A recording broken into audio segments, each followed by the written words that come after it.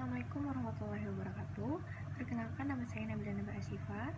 Saya di sini sebagai penanggung jawab pengalaman belajar lapangan di RT 3 Kelurahan Majalengka Wetan. Berdasarkan pengumpulan data kuesioner yang telah saya lakukan, diperoleh prioritas masalah kesehatan yaitu penyakit diabetes mellitus. Sehingga pada kesempatan kali ini saya akan melakukan penyuluhan online terkait penyakit diabetes mellitus. Saya berharap dari penyuluhan online ini akan memberikan manfaat kepada masyarakat dan dapat juga mengurangi kejadian kasus diabetes mellitus baik di masyarakat maupun di Indonesia. Selanjutnya masuk ke dalam materi. Di sini saya akan menjelaskan mengenai pengertian dan juga beberapa jenis diabetes mellitus. Diabetes merupakan penyakit kronis berupa gangguan metabolik yang ditandai dengan kadar gula darah yang melebihi batas normal. Di kalangan masyarakat, penyakit ini biasa disebut dengan kencing manis, di mana penyakit ini menjadi penyakit metabolik yang sering dikenal sebagai pembunuh secara diam-diam atau silent killer. Ada beberapa jenis dari diabetes mellitus, yaitu yang pertama adalah diabetes mellitus tipe 1. Diabetes ini disebabkan karena kerusakan sel beta pada pankreas sehingga produksi insulin tidak ada sama sekali. Insulin merupakan hormon yang dihasilkan oleh pankreas untuk mencerna gula di dalam darah. Pada penderita diabetes tipe 1 ini membutuhkan asupan insulin dari luar tubuhnya.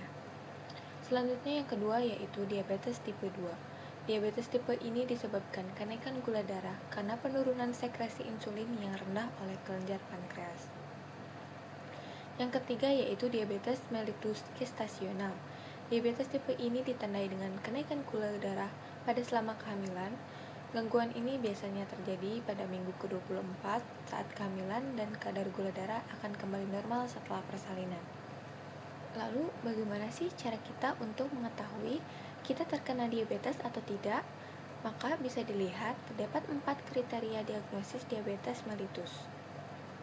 Yang pertama, jika kita melakukan pemeriksaan gula darah puasa dengan hasil pemeriksaan gula darah puasa yaitu lebih dari 126 mg per desiliter, di mana puasa ini merupakan kondisi di mana tidak ada asupan kalori yang masuk ke dalam tubuh minimal 8 jam, maka dapat dikatakan masuk ke dalam kriteria diabetes mellitus.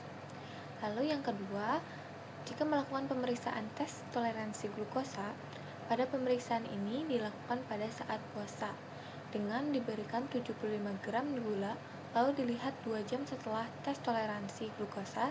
Jika hasil di atas 200 mg per desiliter, maka masuk ke dalam kriteria diagnosis diabetes. Selanjutnya yang ketiga yaitu pemeriksaan gula darah sewaktu. Pemeriksaan ini dilakukan saat tidak berpuasa. Jika hasil pemeriksaan lebih dari 200 mg per desiliter ditambah dengan gejala klasik, maka masuk ke dalam kriteria. Nah, untuk gejala klasik ini dapat disingkat menjadi 3P, yaitu polidipsi, di mana masih banyak minum, poliuri, sering buang air kecil, dan polifagia, yaitu merasa lapar. Selanjutnya yang terakhir yaitu pemeriksaan HbA1c. HbA1c ini merupakan kadar gula darah rata-rata manusia selama 3 bulan. Jika saat pemeriksaan hasil lebih dari 6,5%, maka dapat dikatakan masuk ke dalam kriteria diabetes mellitus.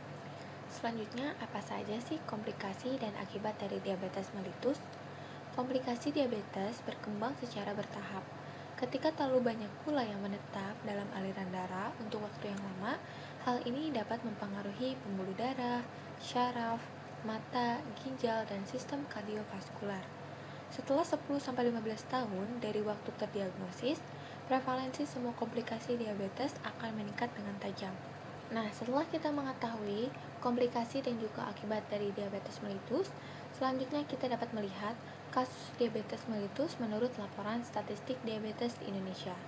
Dari data milik Kemenkes yang diperoleh Sample Registration Survey tahun 2014 menunjukkan diabetes menjadikan penyebab kematian terbesar nomor 3 di Indonesia dengan persentase sebesar 6,7% setelah stroke, yaitu sebesar 21,1%, dan penyakit jantung koroner sebesar 12,9%.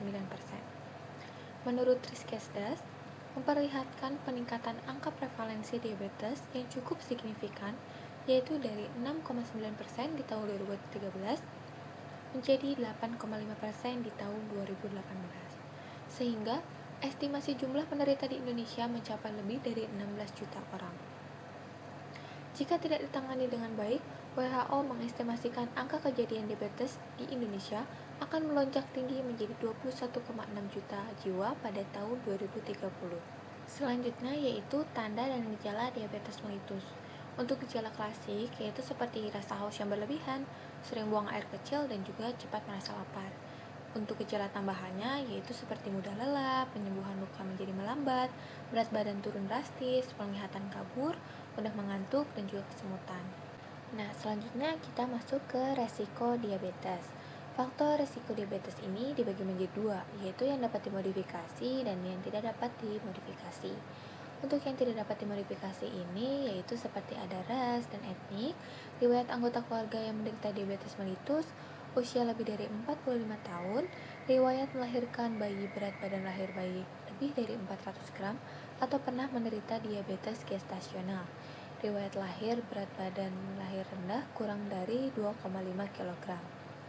Lalu untuk faktor yang dapat dimodifikasi yaitu seperti berat badan berlebih, yaitu obesitas, kurang aktivitas fisik, hipertensi, gangguan profil lipid dalam darah, diet tak sehat seperti tinggi gula, dan rendah serat.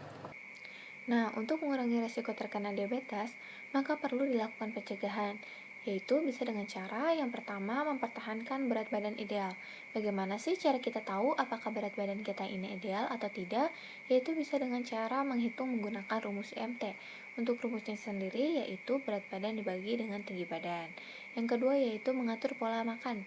Kita perlu makanan-makanan yang sehat dan disarankan untuk membatasi konsumsi makanan dan minuman yang tinggi gula, kalori, dan juga lemak. Misalnya seperti makanan cepat saji, kue, minuman-minuman manis, dan juga makanan yang digoreng.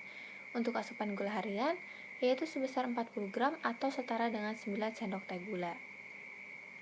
Yang ketiga yaitu rutin melakukan tes glukosa darah dan juga kadar HbA1c secara teratur. Yang keempat, rutin beraktivitas fisik seperti berjalan, berolahraga minimal 3-4 kali dalam seminggu. Yang kelima, kelola stres seperti melakukan aktivitas yang menyenangkan, olahraga rutin, dan juga tidur yang cukup. Yang keenam, hindari penggunaan tembakau seperti merokok, tembakau kunyah, dan juga hindari konsumsi alkohol. Walaupun merokok tidak secara langsung menimbulkan intoleransi glukosa, tetapi dapat memperberat komplikasi kardiovaskular dari intoleransi glukosa dan juga diabetes tipe 2. Oleh karena itu, dianjurkan untuk berhenti merokok. Nah, untuk pengendalian dari diabetes, terdapat 5 pilar pengelolaan diabetes mellitus.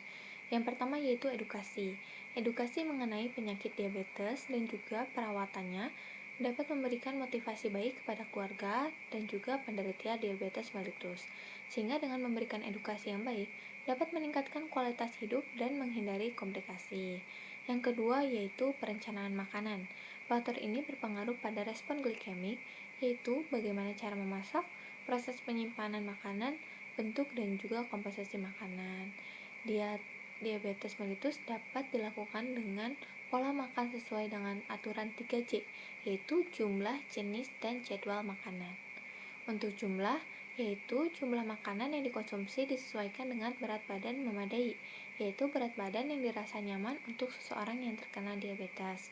Lalu untuk bagian jenis makanan dapat disesuaikan dengan konsep piring model T, yaitu sayuran, karbohidrat, dan juga protein. Untuk pengolahannya dianjurkan tidak menggunakan gula, garam, dan lemak yang berlebih. Selanjutnya jadwal. Jadwal makan terdiri dari 3 kali makanan utama dan 2-3 kali makanan selingan mengikuti prinsip porsi kecil. Yang ketiga yaitu latihan jasmani. Kegiatan jasmani sehari-hari dan latihan jasmani secara teratur 3-4 kali dalam seminggu kurang lebih 30 menit. Yang keempat, intervensi farmakologi. Terapi farmakologi terdiri dari obat oral dan bentuk suntikan. Yang kelima yaitu pemeriksaan gula darah.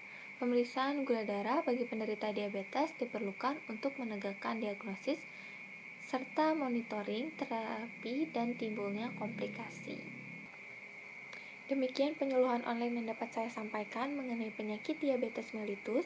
Semoga ilmu yang telah saya berikan dapat bermanfaat bagi seluruh warga RT 03 dan saya juga sangat berharap agar warga menerapkan ilmu yang telah saya sampaikan dalam kehidupan sehari-hari.